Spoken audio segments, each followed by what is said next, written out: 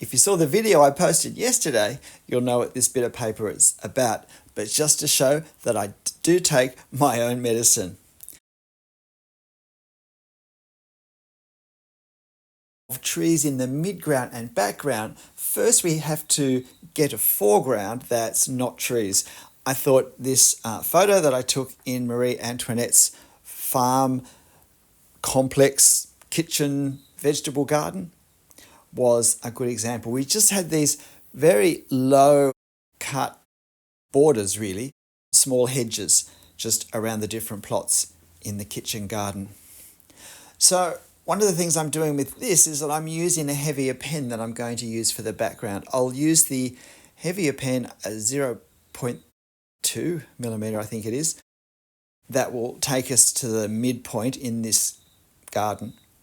And then I'll use a 0.1 to go to the fence that encircles the garden plot. I've sped up this foreground drawing section very much more so than the rest of the video, although it did take me 30 minutes to do in real time. Some subjects we just know at the start they're going to take some effort or at least some time if we're going to do them well. You can see how I made sure I got the perspective angles correct before I committed to drawing in the hedges. It doesn't matter whether it's architecture or whether it's a garden. If we can see the perspective, it's important to capture it if the scene will look right. So lots of nice dark shadows, dark values, because they help bring what we're looking at closer. There's a sense of things fading as they move further back as part of the effect of distance, which we can use to our advantage, and we hopefully will. I'm just finishing the, the supports for growing probably vines of fruiting plants, given that it is a farm and a kitchen garden. I'm just using that bit of paper because I went and did some work outside and was perspiring so much I didn't want my hand to get stuck on the paper. Okay, so look, now we're starting with the 0.1 millimeter pen. We're starting these trees. Now, when we have a group of trees together that are different types of trees, it's even more important that we create a sense of separation from tree to tree. So that's one of the first challenges. And yet, if we're drawing trees in the midground, we don't want to draw them with the same detail and the same values that we would draw them with if they were closer to us or even in the foreground. So here we have a range of trees that are very different trees in life. My thinking, as always, is what is the effect, firstly, to look at of each tree, and then what marks can I put on my paper to capture that effect? But we're not just talking the shape of the mark, we're talking the force with which the pen is held or not held. And we're also talking about the size as well. What I'm trying to do is to establish the area that each tree is going to be on just with a series of light dotted lines, because I may want to adjust these. So I want marks that at this stage for new trees that could really be part of any tree at any point, and then there's no problem with them. So I'm just putting this tree, and it gets a little bit complicated because these curved supports going across the path silhouette the arcs of timber. And so it takes a bit of time just to do the hatching around them. Important to realise when drawing trees in the midground and distance is that the rules of creating the effect of distance, which apply to anything that we have in our scene, certainly apply to trees as well. And so the closer an object is, if we're using colour, the brighter the colours. As objects move further away, the colours start to dull. Values become less dark as objects move further away. And so we need to reflect that in our value creation when we crosshatch. Edges are less detailed as they move further away, because we can't see the detail that gives a more exact rippled effect. And we simply don't see things as strongly when they're further away. So a lighter line to create the effect of seeing less substantially, so to speak. So what I'm doing though with these bushes, I'm sort of starting from the left, the closest, and I'm moving across. I'm still experimenting with marks. I changed my mind with the tree at the extreme left, the half tree, after I had started and I thought had committed myself to direction of marks and so forth. But I decided to go with my second choice for that tree, and I develop it as the drawing progresses. So you might like to keep an eye on that shape there and see what I do value-wise throughout the scene. Now, when we have trees together, because of the way the light falls and the shapes of the trees and whatnot, we often end up discerning the tree by the darkness that's behind it, by a part of a neighbouring tree that's part in sunlight and is part shaded. And so the darker value of the shade makes the lighter part of the tree we're drawing stand out more. And so, in effect, we draw the tree by drawing the space around the tree, drawing the value, the darkness around the tree.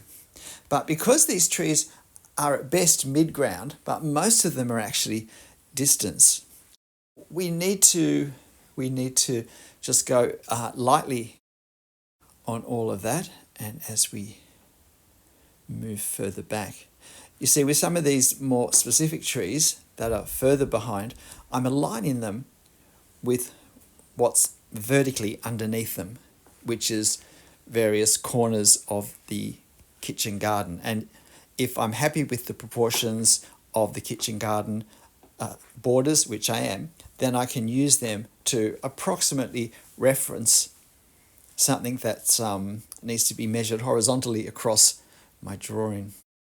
So I'm keeping the lines lighter generally as the trees go further back, but I also want to have less detail in the trees. Now, these poplars are tricky because they have really very small leaves, which we are still just on the cusp of being able to see. So it's tempting to go into too much detail. But if we do, that will visually make this tree come closer to us. And we need to keep it on the other side of the trees in front of it visually. However, it is this constant back and forth of playing with adjusting values, particularly where objects come close, so that we can see the separation, we can see the difference between the two objects more clearly, more easily, but to keep all our marks relative so that generally they get lighter and fainter as they move, and less of them as they move further back. You can see the reference here, so you can see the choices I'm making for value for the trees and for the hatching that I apply. Now, sometimes I actually will hatch a tree or a large shrub, depending what I'm drawing, completely. And I do that, even the parts in full sunlight. I do that as a reflection of the local colour, of the actual natural colour that that object, in this case this tree or this plant, is. To show that value-wise, this colour, without being particularly lit or shaded, is this, and it has this value. And that can be really helpful if there's a nice dark green pine tree to create some visual distinction. But of course, it's also something that we can manipulate and we can even create in our drawings. And I've certainly had drawings where, for the sake of clarity, I've hatched a bush or a tree as a much darker version than it really is value-wise under those conditions. But the more easily we can see distinction between the various trees in our scene as they move backwards, the faster we will move back. And the faster we move deeper into the plane of depth of our scene, I think the more satisfying, the more effective the experience is. So here I am now just trying to establish more values around this house, part of Marie Antoinette's. It was a dairy farm, I think, from memory. Now, there's a very dark value in this extreme right-hand side, which also gives the chance to highlight through negative spacing these arched vine supports. If you know what I should be calling them, please tell me in the comments. And look, I hope if you're finding this helpful and interesting that you hit the like button and tell me a comment. What's your experience or your frustration in drawing trees? Not necessarily an easy subject for people. So now there's a couple of, I know that they're trees becoming winter trees because of the time of year we were here. But I need to reflect that, but still capture the sense that they are bare or nearly bare. So now some final different adjustments of value. I'm not so much worrying about the picture as the reference photo, as about my drawing and what brings clarity to the scene now. And if I see some marks I could make to increase clarity without losing any of the otherwise effects I've been trying to create, then I'm usually quite happy to go with it. This is where if I've got a row of bushes or trees that all look a bit the same, I might just darken the value overall, so relatively everything the same, to represent a darker colour green. You might have heard me talk in other videos about the importance of at the end just having that overall look and making final adjustments with values to make some things recognizable, distinct, create the effects of distance, whatever the color effect. Whatever effect is going to work best in our drawing, usually based on the reference. You can see me here now doing these lines horizontally, which was not the direction I was going to do at the start, but I decided that I created greater distinctions or greater distinctiveness between this plant and the ones around it by doing the hatching that way. It's all about whatever works for me where my drawing is right now. And so here it is.